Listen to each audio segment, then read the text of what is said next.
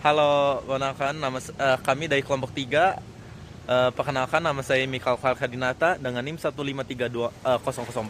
Saya Muhammad Saluzan Sianto dengan NIM 1532407. Selamat menyaksikan.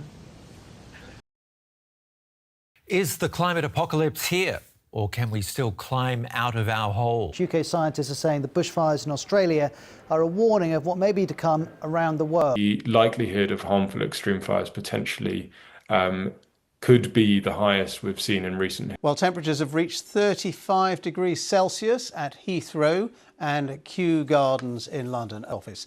That makes it the hottest day in May ever recorded in the UK, breaking a record that was set just yesterday. The first 3 months of this year were the fourth warmest on record for the planet. Experts say a potentially powerful El Nino is forming in the Pacific and is headed our way. So you have to take the rain threat and the flooding threat very, very seriously. As we always say, you hide from the wind, but you have to run from the water. El Nino is one of the most powerful climate patterns on Earth, according to meteorologists. It affects rainfall and drought. Scientists are now warning that a potential super El Nino could be taking shape in the Pacific Ocean, raising fears of extreme weather across the world in the months ahead. For the El Nino this upcoming fall and winter is indicating an increasing chance of a strong to very strong El Nino. Right now, those chances for a strong or very strong El Nino are at least 60 to 65%. A super El Nino. Super El Nino. To a super El It will be one of the most extreme El Nino events. I think it would be really catastrophic if the developed nations of the world, the more powerful nations of the world, simply ignored these problems. Kini, akibat perubahan iklim semakin terlihat. Peningkatan curah hujan, cuaca ekstrim, suhu yang semakin meningkat, dan kenaikan intensitas serta frekuensi kejadian ekstrim. Perubahan iklim ini dapat mempengaruhi dan berdampak kepada fasilitas, infrastruktur, tempat tinggal, dan aset-aset komunitas lainnya. Apakah aset di sekitar kita memiliki resiliensi terhadap paparan efek perubahan iklim dan non-iklim? Kami ingin mencari tahu apakah aset di sekitar kita, terutama aset ITB, memiliki resiliensi dan ketahanan terhadap paparan efek iklim dan non-iklim. Oke, jadi ada public asset atau aset publik itu adalah segala atau seluruh infrastruktur, fasilitas maupun sumber daya yang dimiliki atau dikelola oleh sebuah institusi untuk melayani kebutuhan masyarakat. Dalam konteks kampus atau perguruan tinggi, aset publik ini mencakup fasilitas yang dimana dapat membantu kegiatan akademik, penelitian, maupun operasional sehari-hari kegiatan kampus. Salah satunya fasilitas pengelolaan sampah seperti PST Sabuga ITB ini. Resiliensi dalam konteks pemeliharaan aset publik didefinisikan sebagai kapasitas suatu sistem untuk mengantisipasi, menampung, dan mengakomodasir dan memulihkan diri dari efek-efek berbahaya secara tepat waktu dan efisien, termasuk kepada pemeliharaan dan pemulihan kembali sistem atau fungsi-fungsi dasar. Kami memilih instalasi pengolahan sampah terpadu atau IPST Sabuga ITB sebagai objek kajian kami. IPST Sabuga berlokasi di kawasan Gedung Sasana Budaya Ganesa, Kampus Ganesa ITB, Bandung.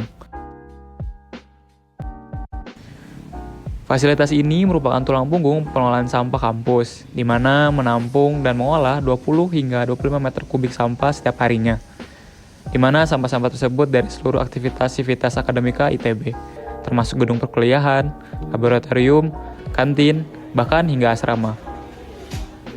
Namun, IPST Sabuga, meskipun tergolong pengolahan sampah yang cukup maju, masih menyimpan sejumlah kerentanan yang signifikan.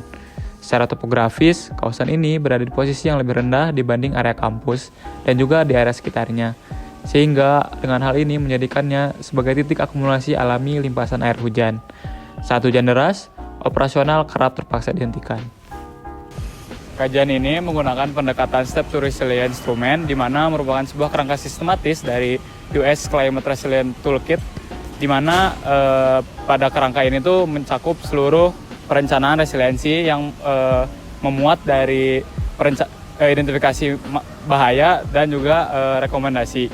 Pada metode kajian ini kami menggunakan 3 jalur ataupun 3 metode yang lebih lengkapnya, Di mana yang pertama itu kami melakukan wawancara secara langsung terhadap vendor IPST Sabuga ITB yang merupakan dari pihak FIT, lalu melakukan observasi lapangan secara mandiri di mana kami melihat kondisi aktualnya bagaimana, dan yang terakhir menggunakan studi literatur ilmiah dan juga data dari BMKG. Berdasarkan hasil wawancara dan juga observasi, kami mengidentifikasi terdapat 6 bahaya utama yang dapat mengancam IPST Sabuga ITB, di mana yang pertama itu ada kebakaran, longsor, suhu ekstrim, curah hujan yang ekstrim, dan juga banjir.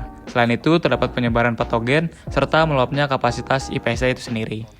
Kebakaran menjadi ancaman serius karena tumpukan material yang mudah terbakar, di mana terdapat kardus, plastik, dan juga kertas yang tersimpan dalam jumlah besar, dengan sistem proteksi yang masih sangat minim. Sementara itu, curah hujan ekstrim adalah ancaman paling sering terjadi. Air masuk ke area pengolahan, genangan terbentuk, dan operasional harus dihentikan. Belum ada sistem pengolahan lindi yang memadai. Air lindi langsung dibuang ke solokan tanpa pengolahan, sehingga diperlukan pengolahan ataupun sarana yang dapat mengolah air lindi itu lebih lanjut.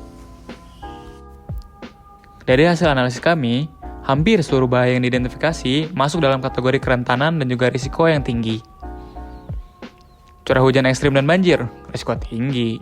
Suhu ekstrim, risiko tinggi. Penyebaran patogen, risiko tinggi juga. Bahkan, kebakaran probabilitasnya rendah pun tergolong kerentanannya tinggi. Kenapa bisa terjadi? Karena kapasitas adaptif yang ada masih sangat terbatas. Secara keseluruhan, tingkat resiliensi IPST Sabuga saat ini dinilai masih rendah. Tidak ada sistem pengolahan lindi, proteksi kebakaran yang belum menyuruh, tidak ada petugas K3 yang khusus, dan infrastruktur drainase belum memadai. Meski demikian, IPST Sabuga tidak mulai dari nol akibat usaha ITB dan pihak-pihak lainnya. IPST Sabuga sudah mengalami perubahan yang sangat major jika melihat kondisi IPST dahulu. Sistem pemilihan sudah berjalan, sampah diproses di area yang sama, ada genset cadangan, atap anti panas, usaha aplikasi mesin insinerator, serta gasifikasi, hingga sistem pengolahan organik composting dan maggot BSF. Ini semua adalah sistem-sistem dan fasilitas sebagai fondasi yang kuat untuk peningkatan ke depannya. Kami menyusun rekomendasi program dalam 3 kerangka waktu. Yang jangka pendek 0 hingga 1 tahun, jangka menengah 1-3 tahun, dan jangka panjang 3 hingga 5 tahun ke atas. Jangka pendek, prioritas utama adalah untuk menutup jalur rembasan air masuk ke area operasional, membersihkan drainase yang tersumbat, dan memperkuat sistem proteksi kebakaran. Mulai dari penambahan APR, detektor asap, hingga SOP evakuasi yang terstruktur. Untuk jangka menengah, IPST Sabuga membutuhkan sistem pengolahan lindi yang memadai, yaitu bak penampung lindi terpisah dari drainase hari hujan, serta instalasi pengolahan air limbah sebelum dibuang ke lingkungan. Untuk jangka panjang, yaitu perbaikan infrastruktur drainase kawasan secara komprehensif, kajian hidrologi menyeluruh, serta percepatan operasionalisasi mesin gasifikasi yang dapat mengurangi massa sampah hingga lebih dari 90%. Perubahan iklim tidak menunggu. Sementara ancaman iklim semakin nyata, aset-aset di sekitar kita harus semakin tangguh.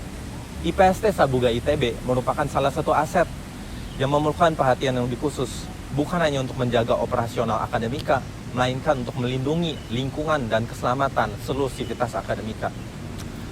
Ketahanan iklim bukan hanya itu kemampuan untuk bertahan pada ancaman dari iklim atau bencana, melainkan kemampuan untuk bangkit, beradaptasi, dan terus berfungsi meskipun dari tekanan iklim yang terus meningkat.